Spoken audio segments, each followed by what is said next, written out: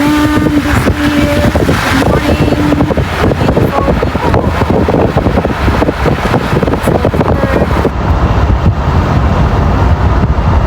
It's 5 o'clock in the morning.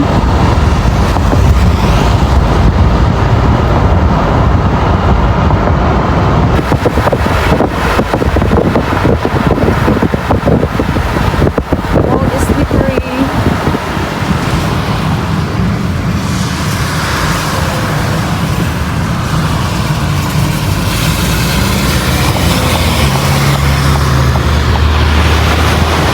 Road is busy.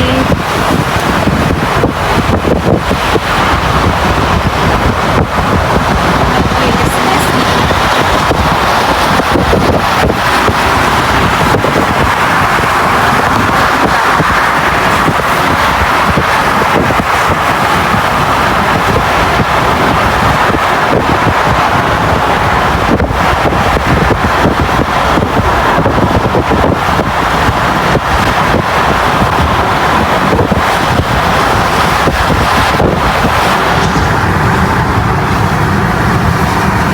Wow.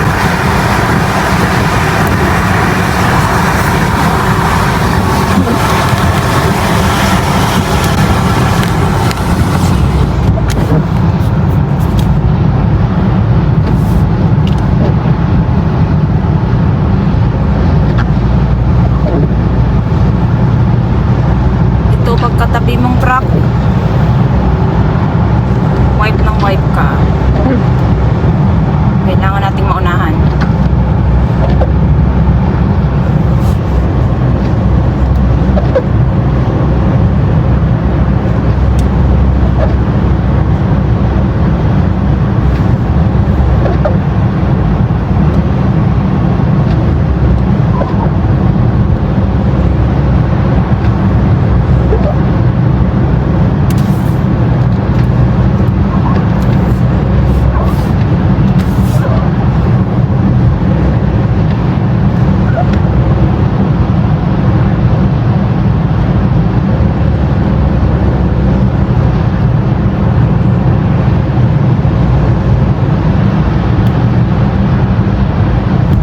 Buti na lang sinote nila na maaga mga kalabs yung daan rito kasi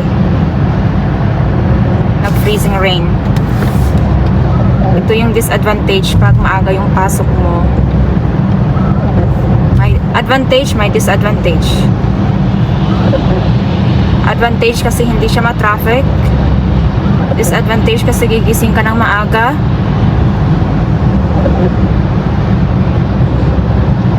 And then ako yung unang lumalabas sa garahe, sa driveway, kaya hindi ako nagpa-park sa garahe.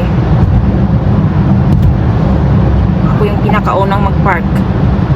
Kaya buti na lang gumising yung asawa ko na maaga, 4:30 in the morning, para linisin yung aking sasakyan. Thanks God, at least andyan siya. Nakakapagod yung ganitong trabaho mga kalabs. Yung 5 yung pasok mo, kaya lagi akong late sa work. Nakakatamad pumasok. Pero okay lang kasi kahit late ka, kinukonsider nila. Late ako everyday ng 20 minutes. Oh my gosh. Wala tayong magawa. Pagod tayo eh. I mean, busy. Busy yung life natin. Ito pala yung buhay ng dalawang full-time job.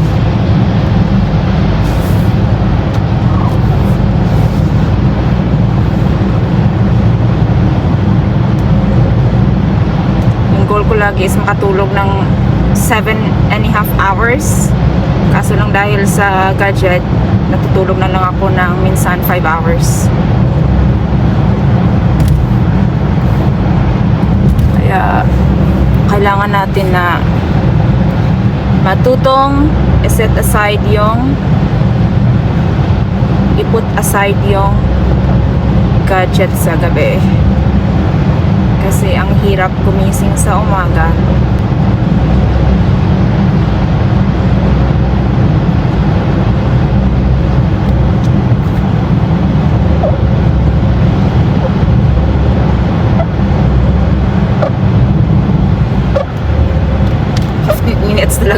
makonsume natin sa daan. Kasi medyo madulas. Pero pag hindi, ginagawa nating 10 minutes yan mga kalabs. Ating 15 minutes kasi highway naman siya, okay lang. But in the morning, ayan, may aksidente na doon, sa dulo. Ayan, may police doon, yan. Aksidente na. Ang laki. Yan, See? Hirap kaskas kasi ng drive pag ganito yung sitwasyon, at thanks God napalitan ng winter tire nung Saturday yung aking gulong. Malaki yung advantage niya talaga pag naka winter tire ka, kasi at least nakokontrol niyo yung slippery yung daan, hindi ka masyadong madulas. And then of course, kahit naka winter tire ka, kailangan mo pa rin mag doubling ingat. Hindi na kaskas pa rin tayo sa pag-drive kahit winter tire tayo, no?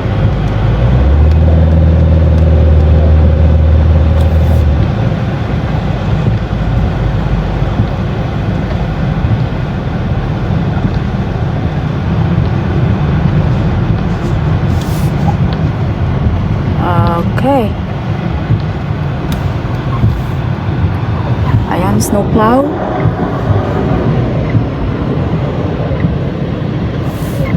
Busy yung road natin. Usually hindi ganito mga kalabs yung road in the morning, kaso lang nagiging busy siya dahil ang lakas ng snow kanina.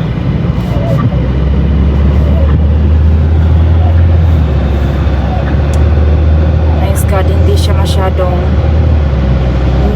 messy talaga yung daan.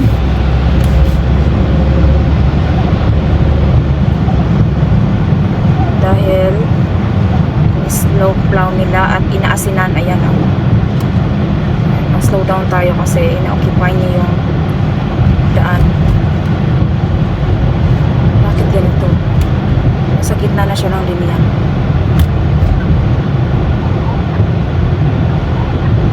Hindi ba makikita ng ng driver yung yung linya?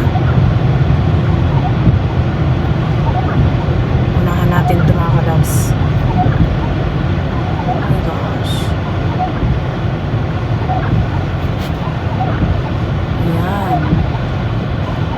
At least well maintained yung daan kahit winter dito mga kalabs. Kailangan talaga kasi kailangan ng mga commuters at saka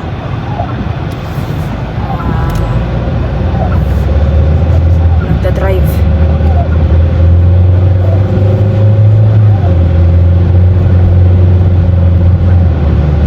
Okay na, kami na. Masyadong busy rito.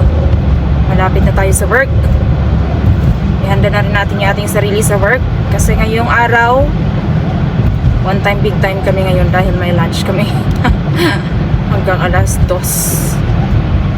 So wala akong pahinga ngayon, walang interval, 13 hours and a half ako magtatrabaho ngayong araw.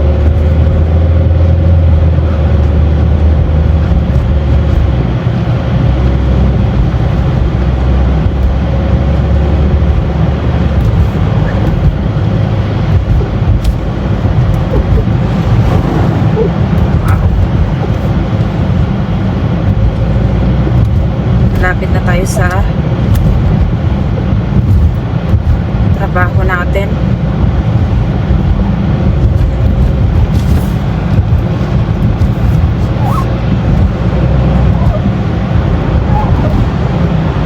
Kaya nito ka-challenging mga kalabs yung buhay dito sa Canada pang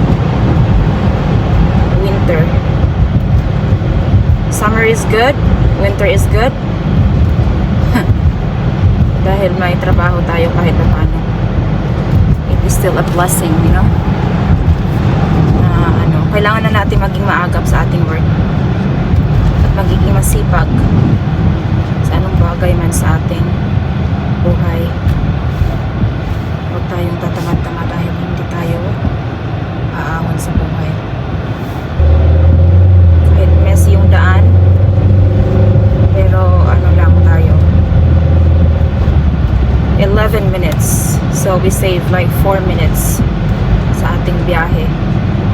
Dito na yung ating work. Ayan.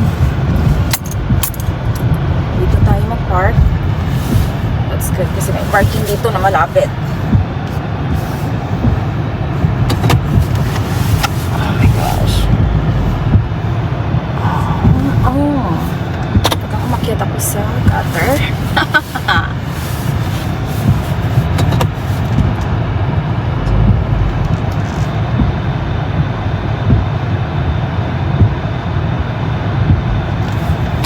Ayan, we're good guys.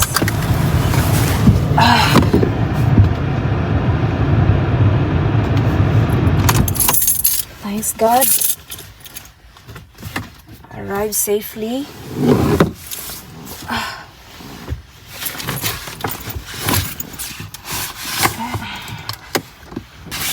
Okay, let's go. Pawis na ako sa aking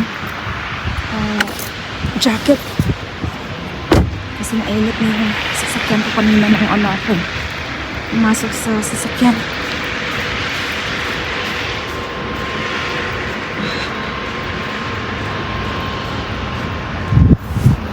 Yes, I'm here. Dito tayo ngayon sa ating work na.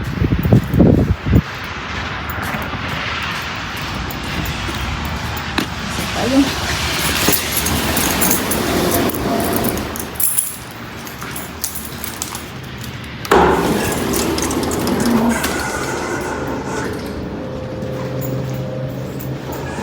Time in Mumbai. 35 na late na ako.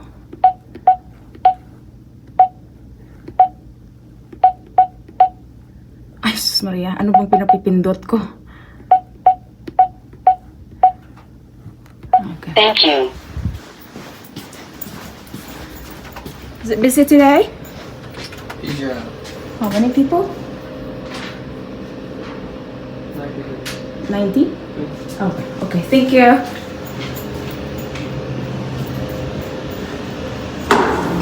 People tayo ngayon.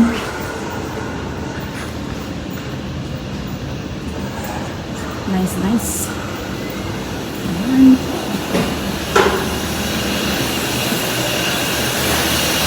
Good morning. Oh my gosh. Trish is so sleepy. Yeah.